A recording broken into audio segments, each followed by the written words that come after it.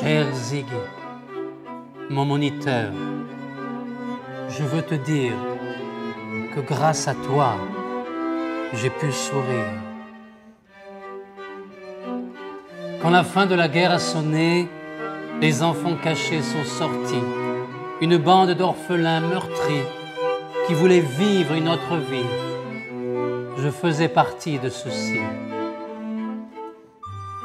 Près de Bruxelles, nous fûmes rassemblés, silencieux, effarouchés, à l'âne dans une maison d'enfants, pour y demeurer quelque temps. À l'arrivée, qui était là? Quelqu'un que je n'oublierai pas. Un grand jeune homme, un magicien, dont le sourire faisait du bien. C'était Ziggy, notre sauveur, qui par sa douceur, par sa patience, à nos vies redonna un sens. Par son amour, par sa chaleur, il ralluma peu à peu une étincelle dans nos yeux. D'un seul coup, finit le malheur, au loin perce une lueur. Ziggy, notre ange gardien, nous aide à tracer le chemin. Du théâtre, du sport, de la danse et des jeux, voilà qu'il nous stimule de son entrain joyeux. Après tant de souffrances, il nous rend notre enfance. À l'heure du coucher, quand les peurs se réveillent, nous écoutons Béat, des étoiles plein les yeux, les histoires qu'il invente. Il en fait des merveilles, partageant avec nous tous les films qu'il voit. Dans le noir, des visages s'illuminent, ça et là, les cauchemars s'effacent et de douces nuits passent. Ziggy, Ziggy, notre héros, le moniteur que j'ai tant chéri.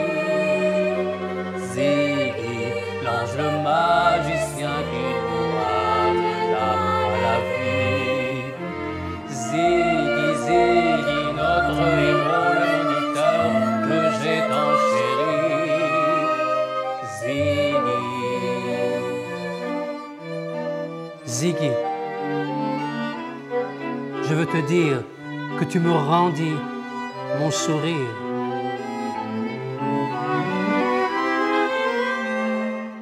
« 60 ans se sont écoulés, et puis un jour, c'est à Bruxelles qu'on s'est plongé entre deux plats, entre deux verres de vin, tous les deux, dans notre passé.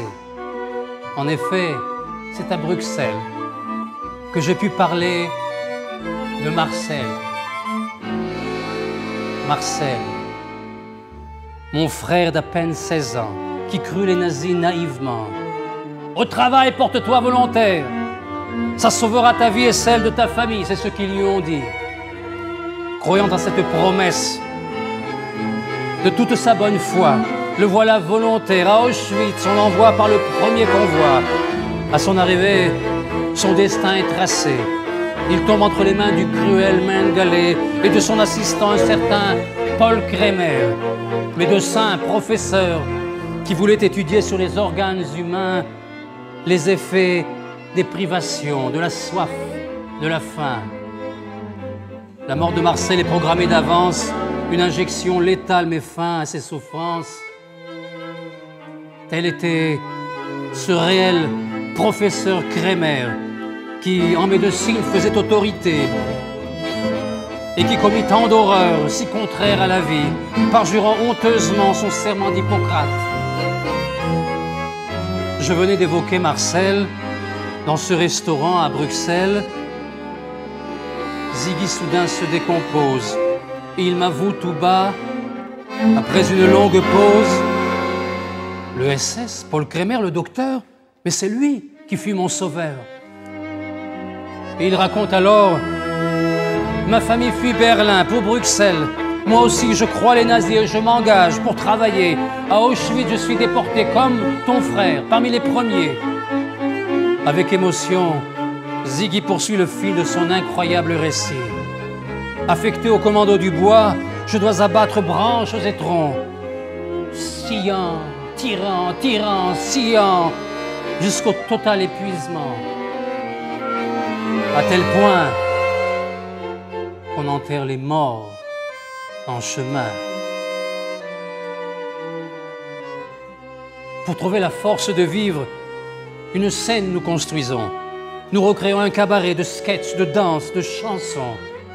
Tous les soirs après le dur labeur, tous les soirs, pour oublier l'horreur, je chante.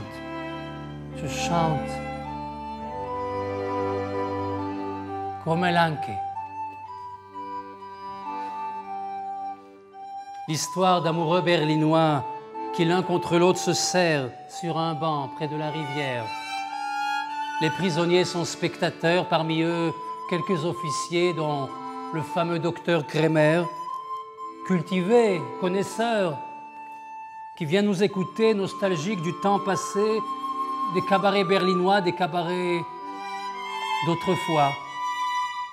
Je le vis revenir souvent, il aimait ma voix, mon accent. Il me demandait fréquemment « Come l'anche », ma chanson préférée, pour évoquer le temps passé. Ainsi était le récit de Ziggy, à qui une chanson a pu sauver la vie.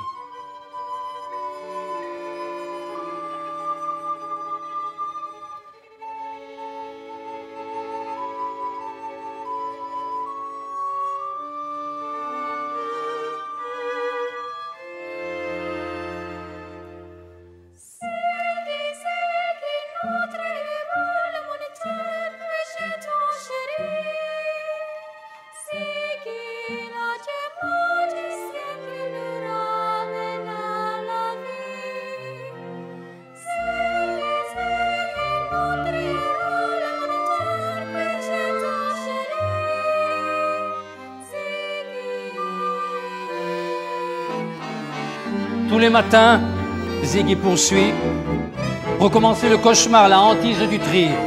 À droite, ceux qui sont aptes, à gauche, les condamnés, trop faibles pour continuer, qui vont partir en fumée. Ce jour-là, j'étais si épuisé, je sentais que c'était la fin.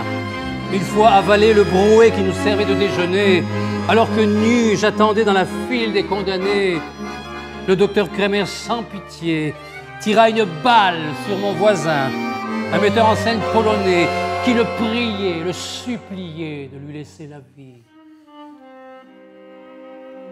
En vain. Et puis ce fut mon tour. Kremer me fixa dans les yeux. Come l'anche, la chanson que mon fils et moi préférons. Au travail, retourne donc. Voilà comment j'appris que celui qui était coupable de la barbarie, qui causa le supplice de mon frère pour son plaisir, pour un caprice, accorda la vie à Ziggy.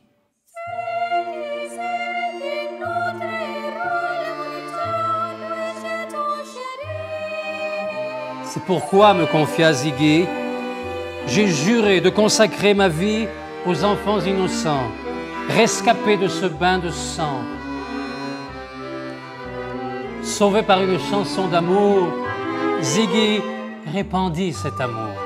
Comme promis, dans la maison de l'âne, quel éducateur il devint. J'en témoigne de toute mon âme. À peine 20 ans et si patient, chanteur, comédien, souriant, il mit toute son âme d'artiste et tout son cœur pour nous faire oublier nos malheurs, pour effacer toute la peur. Il m'apprit à chanter, à rire et surtout, il me rendit mon sourire. Ziggy, Ziggy, notre héros, le moniteur que j'ai tant chéri. Ziggy, l'ange, le magicien qui nous ramena à la vie. Ziggy, Ziggy, notre héros, le moniteur que j'ai tant chéri. Ziggy.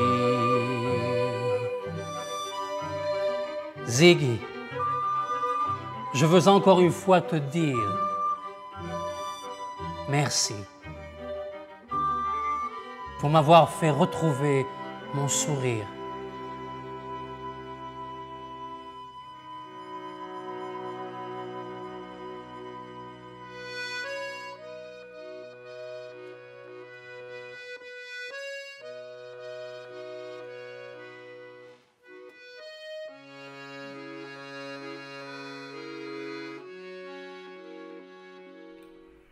Vor 2 Jahren im August habe ich es noch nicht gewusst. dass ich heute Klagelieder singen muss. Dabei war ich gerade entfernt, die Emma kennengelernt, aber heute ist es mit der Liebe Schluss. In dem Grunewaldlokal sah ich sie zum ersten Mal. Sie trunk Kaffee und das Liebesknochen zu. Und ich schlemmelte mir ran und wir fingen zu quatschen an. Und danach sagten wir uns du. Und dann saß ich mit der Emma auf der Banke.